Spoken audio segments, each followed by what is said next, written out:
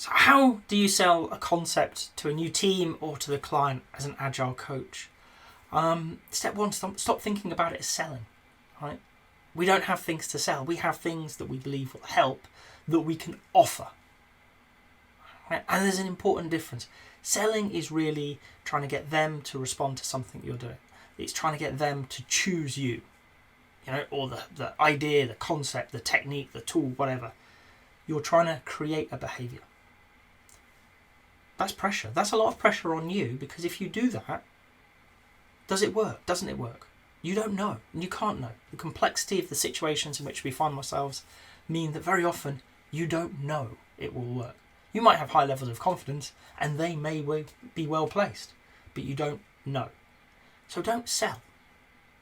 Okay? Don't go in and think, I need to sell them on this, I need to sell them on this, I need to sell them on this. You need to make offers. You need to say, here's a thing I think could be useful to you. What do you think? And have conversations around that. So instead of going in with the aim that they do the thing, you go in with the aim that they willingly and consciously make the decision that is right for them today.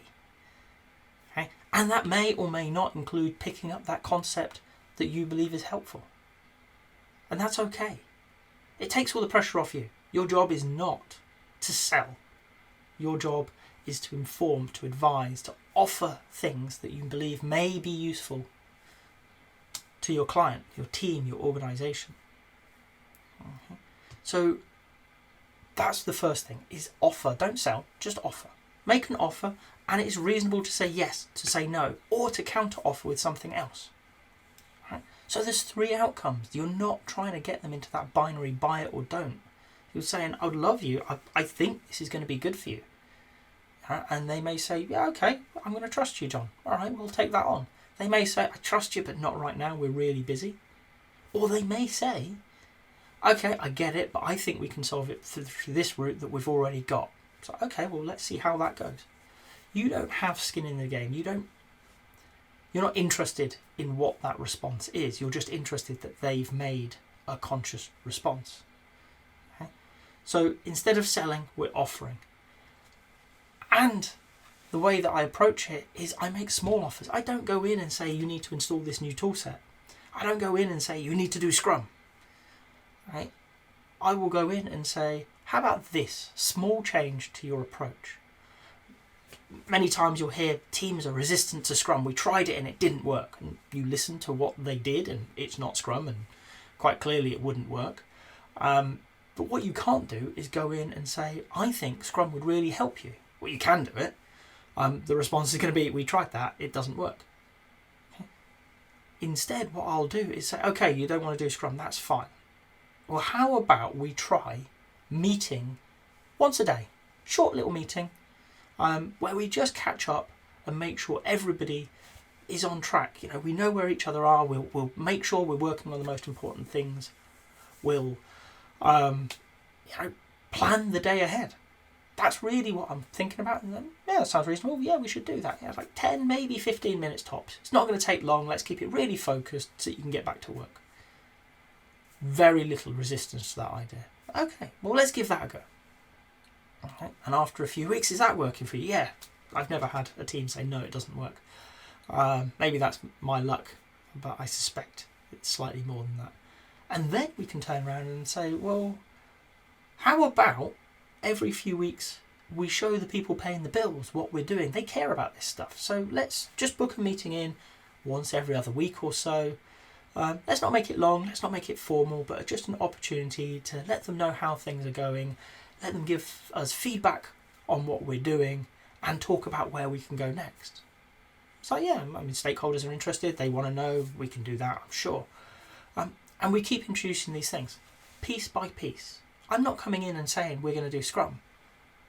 But what I'm doing is I'm introducing perfectly sound concepts. I'm introducing Scrum. Okay. Maybe. But I'm introducing elements of Scrum, letting them try them out, see if they fit for them, if they work for them.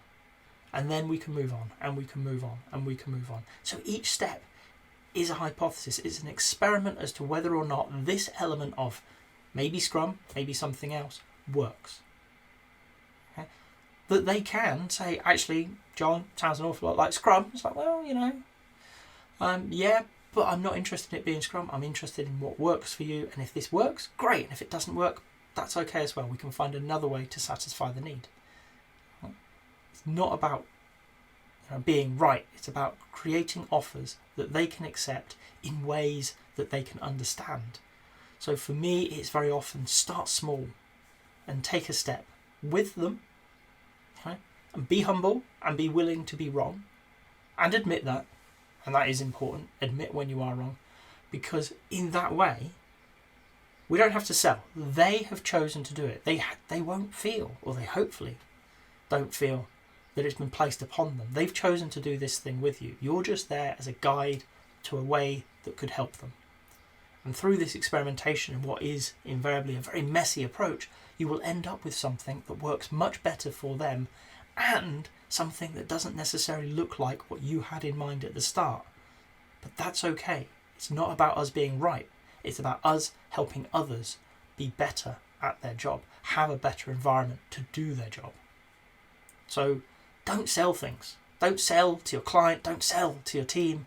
Make offers, okay? And then help them make informed decisions about those offers. If you've got to this point in the video, I hope you've enjoyed it. If so, a like would be appreciated. If you want to hear more from me, more answers to questions that maybe you've got in the Agile world, please subscribe to the channel. And if you've got a question that you really want answered, drop it in the comments. I promise we'll get around to it. Thank you.